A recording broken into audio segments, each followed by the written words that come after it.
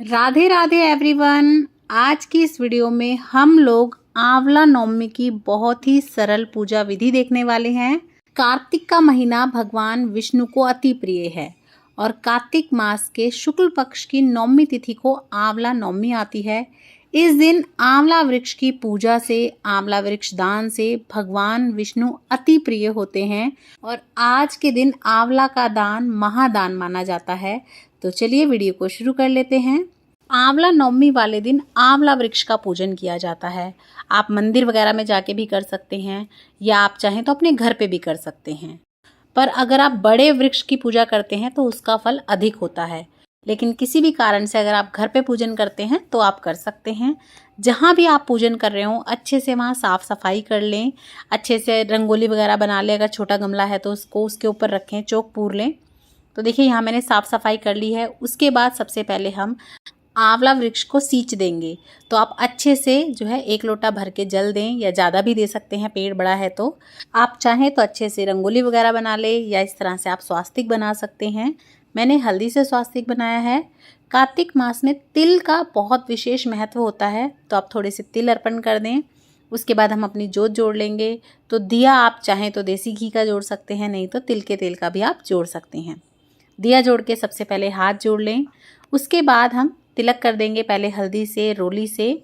आंवला नवमी वाले दिन आंवला वृक्ष पर 108 टिक्की लगाई जाती हैं, हल्दी से, रोली से। तो आप 108 भी टिक्की यानी कि बिंदी लगा सकते हैं, नहीं तो केवल आप 8 बिंदी तो ज़रूर से लगाएं। कुछ जगह पे 8 लगाते हैं, कुछ जगह पे 9 लगाते हैं। तो इस तरह से आप रोली से और हल्दी से बिंदी ज़रूर लगा लें।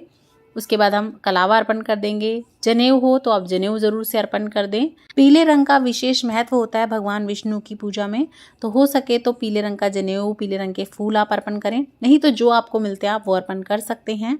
भगवान विष्णु के लिए आप पीले रंग का पटका ले सकते हैं या फिर चुन्नी ले लें, नहीं तो आप 1.25 मीटर पीला कपड़ा भी ले सकते हैं। साथ ही में आप चाहें तो माता लक्ष्मी के लिए आप साड़ी ले लें या फिर आप कोई चुनरी ले सकते हैं, क्योंकि भगवान विष्णु के साथ माँ लक्ष्मी का भी वास होता है आंवला वृक्ष में। उसके बाद हम फल अर्पण कर देंगे, तो आप कोई भी भोग फल अर्पण कर दें। साथ ही में आप कुछ मिठाई वगैरह, कुछ मीठे का भोग लगा दें। साथ ही में हम कुछ दक्षिणा अर्पण कर देंगे, ताकि अगर कोई भी कमी रह गई हो तो वो दक्षिणा से पूर्ण हो जाए। उसके बाद आप परिक्रमा करेंगे, तो आप चाहें तो कलावा बांधकर उससे भी परिक्रमा कर सकते हैं या फिर आप आंवला लेकर भी परिक्रमा कर सकते हैं। परिक्रमा 108 भी की जाती हैं, तो आप 108 कर सकते हैं, 21 कर ले, 31 कर ले, 11 कर ले, नहीं तो कम से कम आप 8 परिक्रमा तो ज़रूर कर लें। तो जितनी भी परिक्रमा आप करना चाहते हैं उतने ही आप आंवला ले लें और एक आंवला रखते रहें आप, और भगवान विष्णु का नाम लेते रहें, जाप करते रहें और अपनी परिक्रमा करते रहें। इस तरह से जो है आप भूलेंगे भी नहीं और आपकी परिक्रमा भी हो जाएगी। और अगर आप ज़्यादा परिक्रमा करना चाहते हैं 108, तो फिर आप टॉफ़ी, बादाम, किशमिश, कुछ और चीज़ लेके भी परिक्रमा कर सकते हैं। लेकिन 8 आंवले तो आज के दिन आप जो है आंवला वृक्ष में ज़रूर से अर्पण करें, भगवान विष्णु को ज़रूर से अर्पण करें। लेकिन याद रखें कि वो आंवला आप उसी पेड़ से ना तोड़ें जिसकी आप पूजा कर रहे हैं, ना ही उस दिन आप किसी भी पेड़ से आंवला तोड़ें। आंवला नवमी वाले दिन आपको जो है आंवला बिल्कुल नहीं तोड़ने हैं, आंवला वृक्ष में से उनका खंडन नहीं करना है। आप पहले से जो है लेके रख सकते हैं। और इस दिन जो है आंवला पत्ता भी नहीं तोड़ा जाता है। कुछ लोग गलती करते हैं, इस दिन पूजन करने के बाद आंवला का पत्ता तोड़ के सटकते हैं, तो ऐसा बिल्कुल ना करें। जिस चीज़ की पूजा करते हैं उसी को जो है तोड़ते नहीं हैं, खंडित नहीं करते हैं। उसके बाद यहीं पर बैठकर हम कथा सुनेंगे। तो कथा सुनने के लिए आप हाथ में थोड़े से दाने ले लें, तिल के फूल ले लें। थोड़े से दाने अपने लोटे में डालेंगे, थोड़े से भगवान को अर्पण करेंगे और यहीं पर बैठकर हम कथा सुनेंगे। कथा का वीडियो भी आपको चैनल पे मिल जाएगा, उसे भी ज़रूर देखिएगा। मैं लिंक डिस्क्रिप्शन बॉक्स में डाल दूंगी। आंवला नवमी वाले दिन आंवला वृक्ष के पास बैठकर ही कथा सुनी जाती है। कथा सुनने के बाद दाने हम यहीं वृक्ष पे अर्पण कर देंगे और आंवला नवमी वाले दिन आंवला वृक्ष से गले मिला जाता है, तो आप गले मिल लीजिएगा।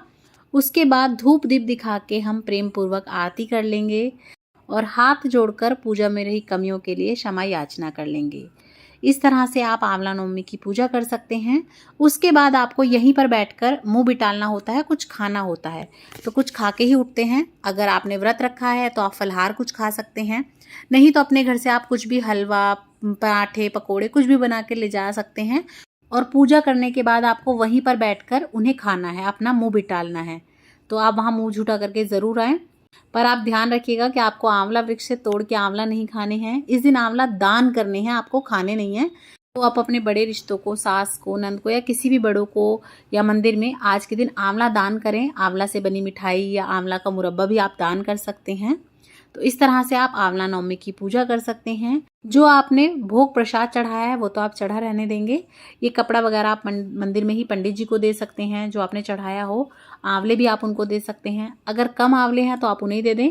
और अगर आपने 108 आंवले चढ़ाए हैं या किसी और चीज़ से परिक्रमा करी है तो वो जो खाने पीने की चीज़ है वो आप किसी को भी प्रसाद रूप में बांट सकते हैं। 2-4 करके आप किसी को भी दे सकते हैं। और साड़ी वगैरह जो है आप पंतानी को दे दें। और अगर आप घर पे ही पूजा कर रहे हैं तो फिर आप अपने किसी बड़े रिश्ते को या फिर मंदिर में जाके दे के आ सकते हैं। और इस बार क्योंकि इतवार रविवार पड़ रहा है आंवला नवमी वाले दिन, तब आप पूजन कैसे करेंगे? तो देखिए, आप पूजन नहीं करेंगे, आप जल नहीं सींचेंगे और जो है ना आप परिक्रमा नहीं करेंगे, लेकिन आप दीपदान कर सकते हैं आंवला के निमित्त। रविवार वाले दिन भी कोई दिक्कत नहीं है। पूजन आप या तो अष्टमी पे कर ले, एकादशी पे कर सकते हैं या पूर्णिमा पे कर सकते हैं। कार्तिक के महीने में आंवला का पूजन आप किसी और दिन भी कर सकते हैं, कोई दिक्कत नहीं है। हाँ, लेकिन दीपदान आप ज़रूर से कर दें आंवला नवमी वाले दिन। तो आपको ये सरल विधि कैसी लगी बताइएगा ज़रूर, और पसंद आई हो तो लाइक शेयर सब्सक्राइब करें। जय सिया राम।